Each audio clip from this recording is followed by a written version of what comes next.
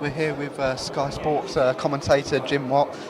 You've been covering boxing for a long time.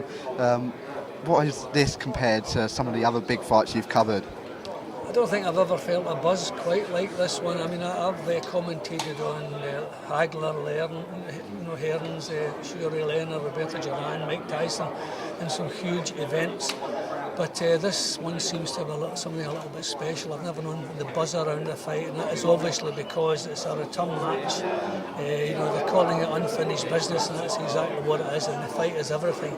There's never been a bigger fight in Britain, as far as I'm concerned. And you were there in Manchester, the first fight. What did you make of the stoppage when it stopped? What was going through your mind at the time? Well, we said in commentary, as soon as Howard Foster stepped in, we said this will be controversial. We knew, when world titles are on the line, the referee should use a little bit of discretion, just let fights go a little bit longer than they would in a normal fight, because you have fighters' livelihood, their careers, their whole lives on the line.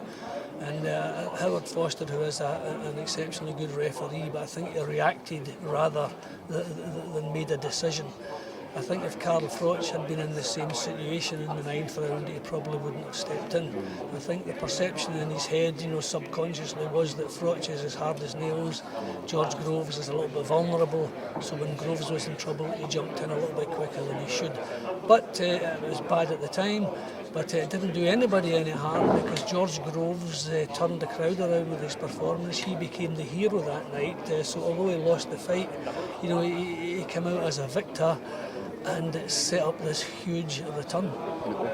And you mentioned the referee there. What have you made of the referee who's been appointed this time, Clive Fitch?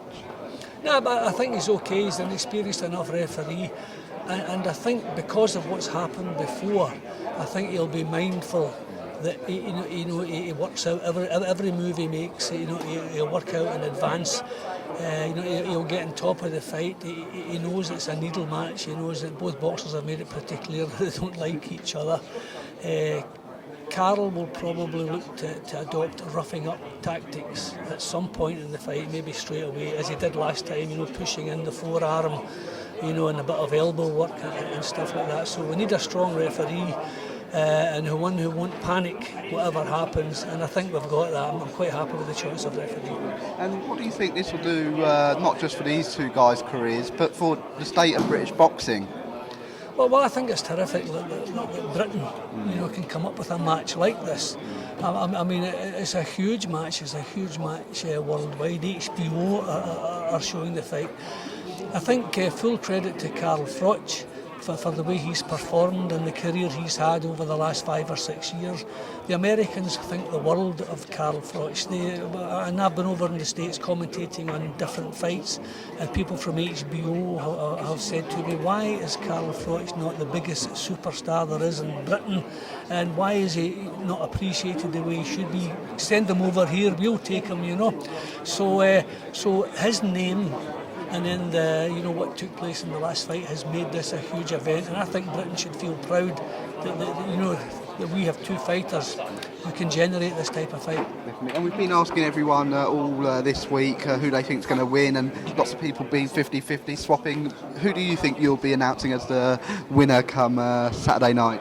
It's a tough one. You can make such a strong case for both men. I mean, Carl Froch is almost 37. He's fought at the top level for the last 5 or 6 years.